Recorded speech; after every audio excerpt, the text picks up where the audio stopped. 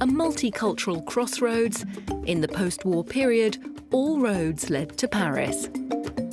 There are few cities like it where, throughout the 20th century, you have African Americans hanging out with Haitians, who are friends with people from Senegal. It's really unique. Paris was a revolutionary meeting point. Artists and intellectuals from Africa, the Caribbean and the Americas were exploring black identity in the stimulating scene of the French capital. We need negritude, we need Creoleness, but we also need everything else.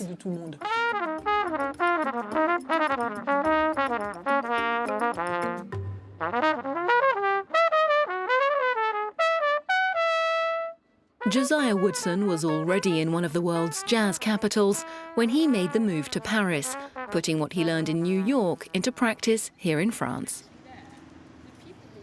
Paris isn't New York, but it ain't nothing either. It's a lot. And there's a long tradition, not only James Baldwin, but Miles Davis and other African-American artists in general, but specifically trumpet players and specifically jazz musicians came here. So I knew I was putting one foot into a very large footprint, a large beaten path that had been forged by the people that came before me.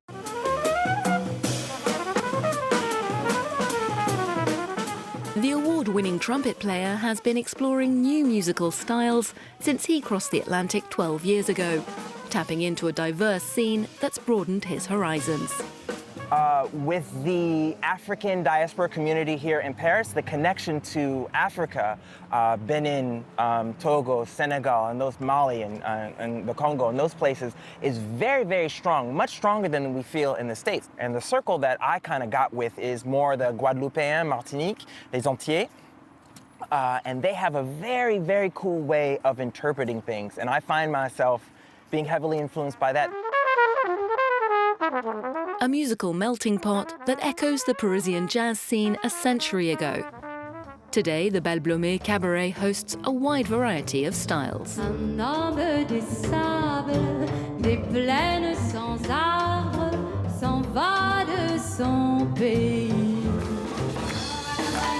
But when it opened in 1924, Afro-Caribbean music was all the rage on the left bank.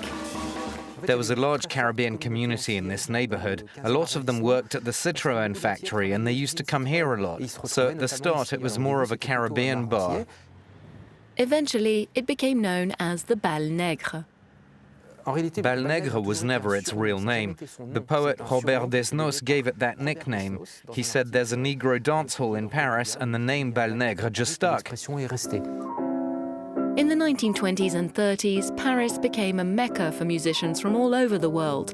In particular, African-American performers like Josephine Baker, Louis Armstrong, and Duke Ellington, who were embraced by French audiences.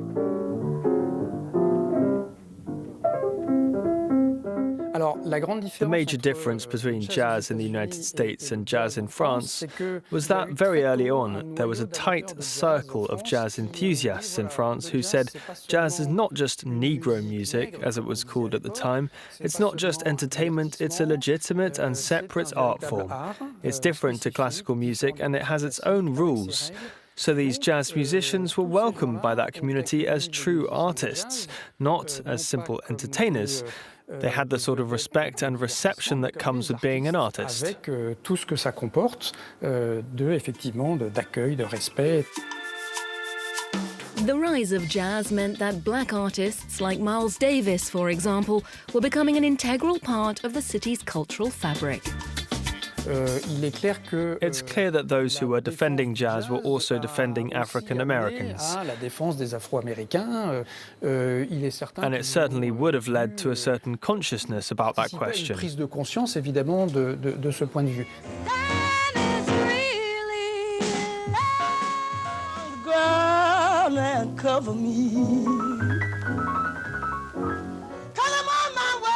While many of these African-American musicians found great success in Paris, the black artists, politicians and writers from France's overseas colonies were not always so visible.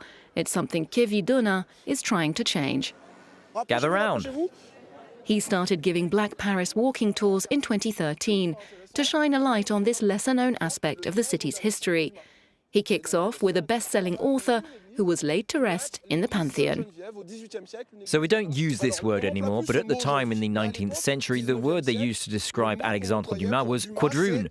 What does quadroon mean? It means one quarter black. And here we have this extraordinarily racist caricature of him, and you're thinking, oh no, poor Dumas. But he had an incredible life. He was celebrated. He was well connected politically. He had plenty of money. But it's also true that throughout his life, he was always being asked about his physical appearance, about his family, his origins. In other words, about his race. 100 years later, racism was one of the major reasons that another writer fled the US and came to Paris. Perhaps one of the greatest American writers of the 20th century, James Baldwin. You can see the church in Saint-Germain-des-Prés right here. Baldwin was 24 years old. He'd not yet published anything. He was just a young journalist from Harlem who wanted to write his first novel, but said later that the climate of racism in the US at the time meant he didn't have the peace of mind to be creative, to write.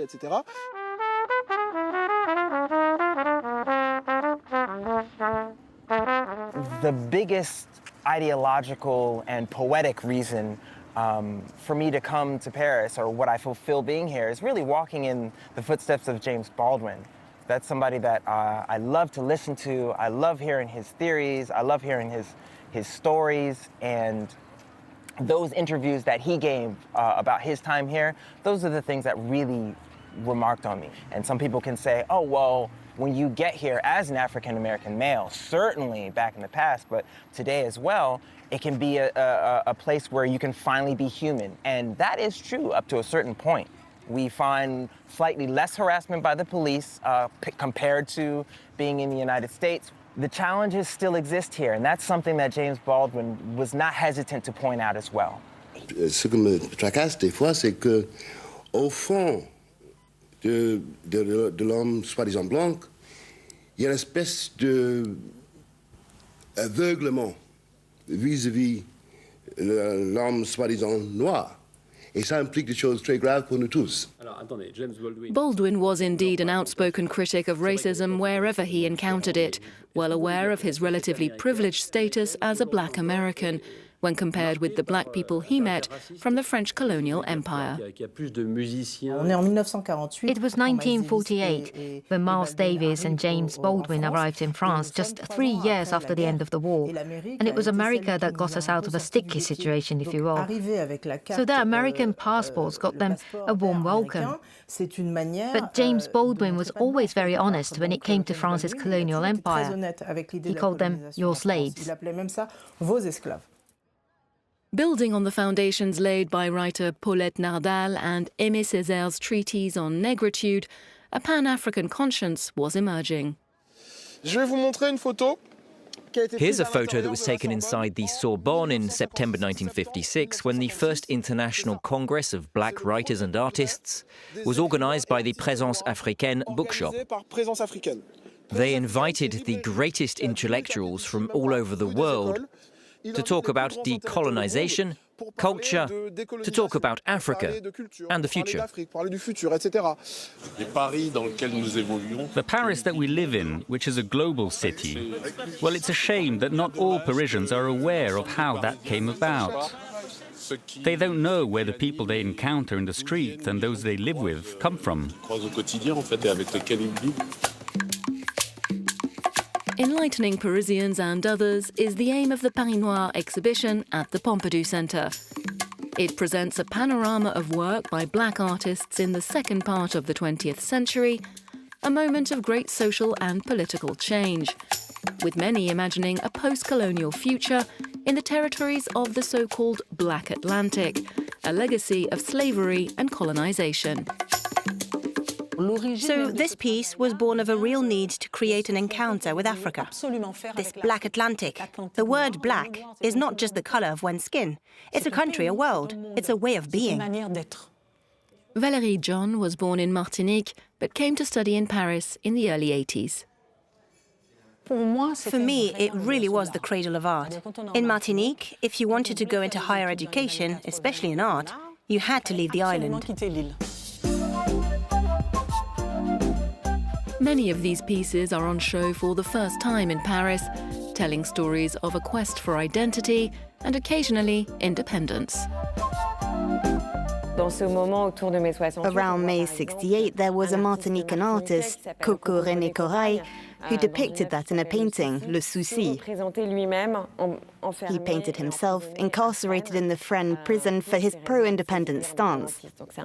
It's quite a sad self-portrait, but the artist transcends that with his masterful composition. Métissage, or being mixed race, is part of Valérie's identity and of her creative process. I make these objects by weaving in bits of paper. I call them my book of secrets.